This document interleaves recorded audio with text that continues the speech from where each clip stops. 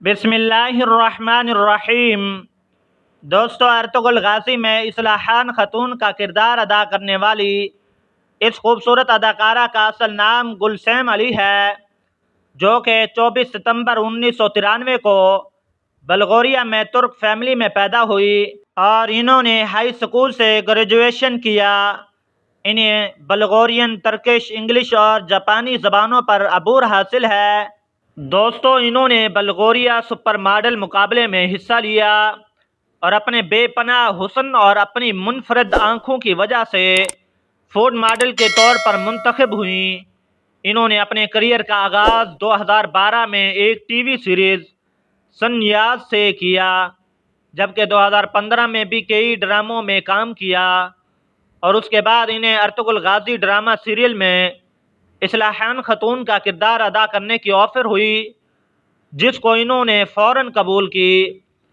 اصلاحان خاتون کا کردار نبھانے والی اس خوبصورت ترک اداکارہ نے ڈرامہ ارطغرل غازی میں شاندار ایکٹنگ کا مظاہرہ کیا۔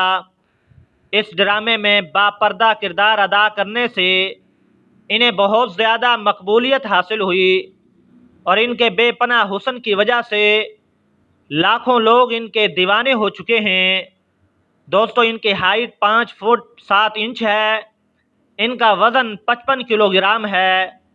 ان کی آنکھوں کا کلر براؤن ہے، جبکہ بالوں کا کلر بلیک ہے۔ ان کی عمر 27 سال ہے اور یہ ابھی تک سنگل ہیں۔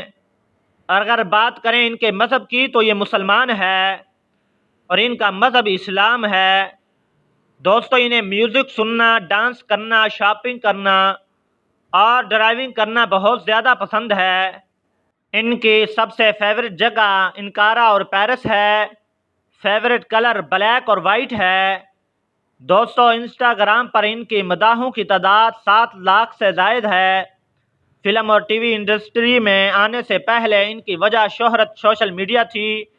اپنی ماڈرن تصاویر اور خوبصورتی کی وجہ سے انہوں نے پہلے ہی بہت سے لوگوں کو گرویدہ بنا لیا تھا، لیکن ڈرامہ ارطغرل غازی میں ان کی کمال کی ایکٹنگ نے شہرت کی بلندیوں پر پہنچا دیا۔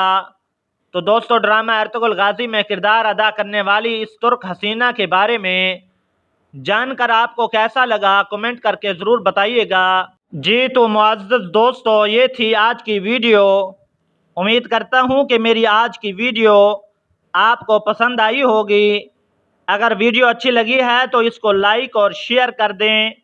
میرے چینل کو سبسکرائب کرنے کے ساتھ ساتھ بیل آئیکن کو بھی دبا دیں تاکہ آپ کو میری مزید ویڈیوز کے نوٹیفیکیشن مل سکیں۔ بہت جلد ایک نئی ویڈیو کے ساتھ ملاقات ہوگی۔ اپنا بہت سا خیال رکھیے گا۔ اللہ حافظ۔